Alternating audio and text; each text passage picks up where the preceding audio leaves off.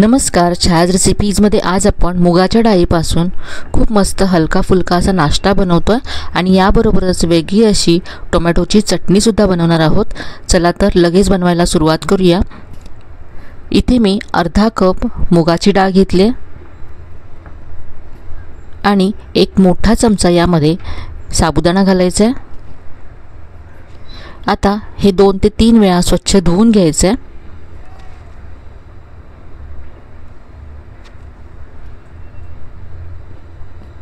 तर इथे मी हे 2 वेळा स्वच्छ धुवून घेतलं आणि यानंतर यातलं पाणी काढून टाकलंय। आता यामध्ये पुन्हा पाणी घालायचं आहे आणि आपल्याला हे 2 तासासाठी भिजत ठेवायचं आहे। जर तुमच्याकडे वेळ कमी असेल तर तुम्ही कोमट पाण्यामध्ये 1 तास हे भिजत ठेवलं तरी चालेल। तर इथे 2 तासानंतर डाळ छान भिजली गेली आहे। आता आपल्याला हे वाटून घ्यायचं आहे। हे मी मिक्सरच्या भांड्यामध्ये काढून घेते। 2 बॅचेसमध्ये आपण हे वाटून घेणार आहोत।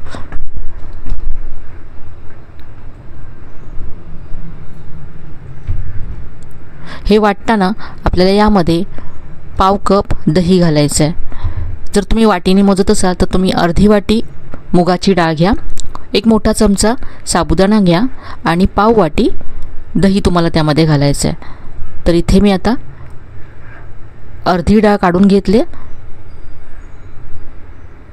यामध्ये जे पाव कप दही घेतलं आहे त्यातलं अर्ध घालते आणि अर्ध मी दुसऱ्या बॅचमध्ये घालणार आहे। तर हे पहा, सगळी डाळ मी वाटून घेतली आणि वाटताना पाव कप दही घातलं। अगदी बारीक असं वाटून घ्यायचं आहे आणि हे पहा असं हवं आहे, जास्त पातळ करायचं नाही आहे याला। आता यामध्ये घालण्यासाठी आपण भाज्या परतून घेऊया। तर इथे मी गॅसवरती एक पॅन गरम करत ठेवला आहे। यामध्ये 1 चमचा तेल घातलं। तेल गरम झालं आहे, यामध्ये अर्धा चमचा मोहरी घालायची आहे।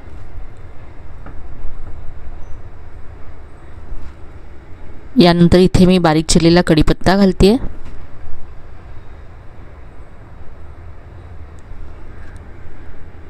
बारीक चिरलेली हिरवी मिरची घालायची आहे। किसून घेतलेलं आलं घातलंय। हे सगळं आपल्याला याचा कच्चापणा जाईपर्यंत परतून घ्यायचं आहे।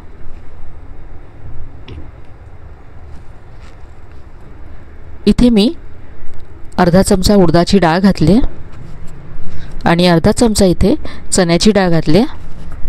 या डाळींचा रंग किंचित बदलेपर्यंत परतून घेऊया।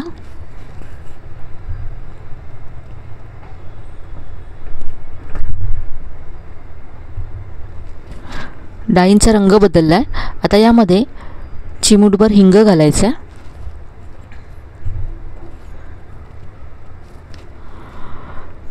यानंतर यामध्ये भाज्या घालायच्या आहेत। तर इथे मी कांदा घातलाय, टोमॅटो घातलाय, बारीक चिरलेली शिमला मिरची घालते। भाज्यांचे प्रमाण तुमच्या आवडीप्रमाणे तुम्ही कमी जास्त करू शकता। याबरोबर तुम्ही इथे स्वीट कॉर्नचे दाणे किंवा मटार सुद्धा घालू शकता। भाज्या थोड्याशा सॉफ्ट होईपर्यंत परतून घ्यायच्यात।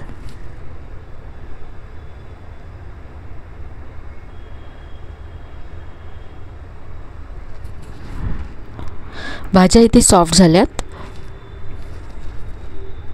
आता आपण हे जे डाळीचं मिश्रण तयार केलं होतं त्यामध्ये या भाज्या काढून घेऊया।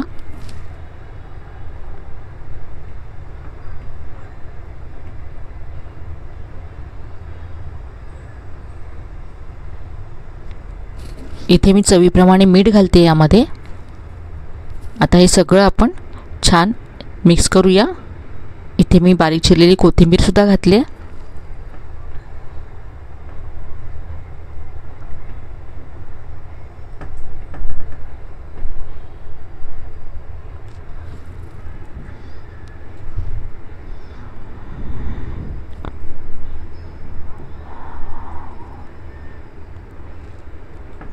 हे मिश्रण आता तयार आहे।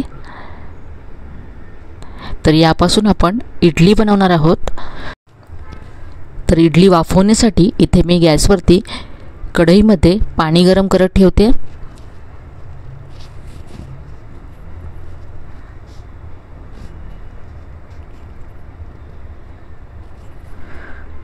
आणि याबरोबरच इथे आता इडलीचा स्टँड आहे त्याला ग्रीस करून घेऊया।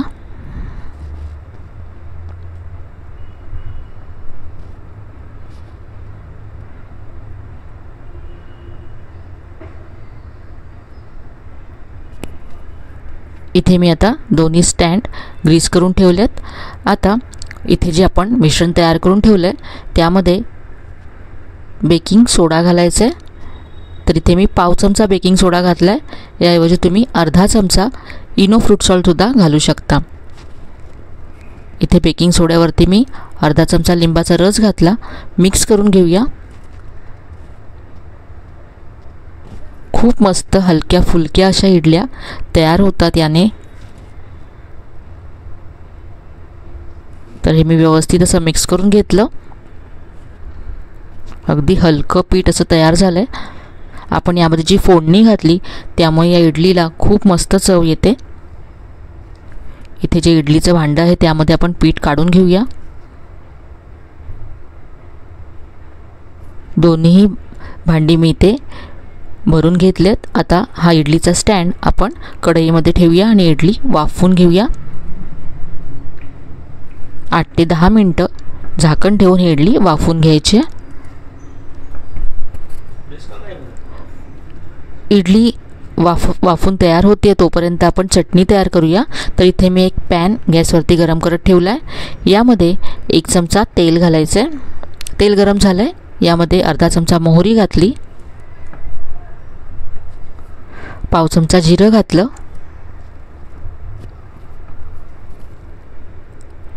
यामध्ये आता मी अर्धा चमचा उडदाची डाळ घातली,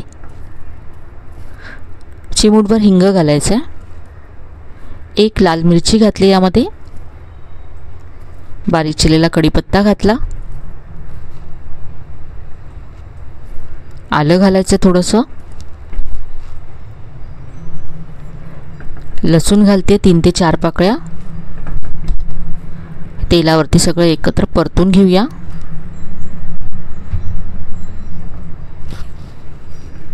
आता यामध्ये मी 1 हिरवी मिरची घातली, यानंतर यामध्ये मी कांदा घातला, टोमॅटो घालायचा आहे आणि आता हे सगळं सॉफ्ट होईपर्यंत परतून घ्यायचं आहे। इथे पाहू शकता टोमॅटो छान असं सॉफ्ट झाला आहे।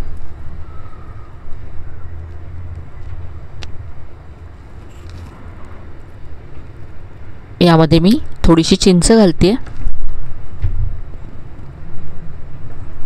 आता गॅस बंद करायचा आणि थंड करून घ्यायचं आहे। थंड झाल्यानंतर हे मी मिक्सरच्या भांड्यामध्ये काढून घेते।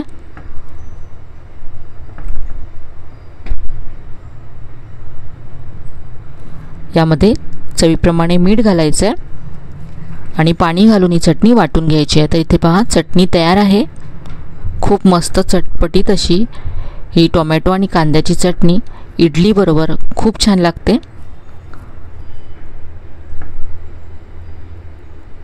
तर आपली ही मस्त चटणी आपण आता इडली बरोबर सर्व करूया। तर इथे पहा इडलीसुद्धा आपली तयार आहे। पाहू शकता अगदी मस्त फुगले इडली, आकाराने दुप्पट झाले। इडली आता थंड झाल्यानंतर आपण काढून घेऊ। तर इथे पूर्ण थंड झाली इडली।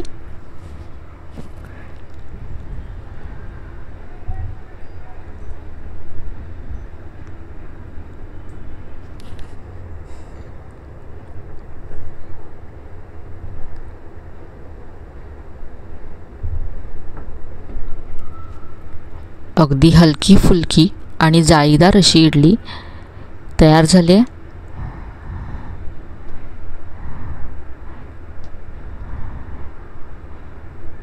तर ही इडली तुम्ही नक्की करून पहा, तुम्हाला नक्कीच आवडेल।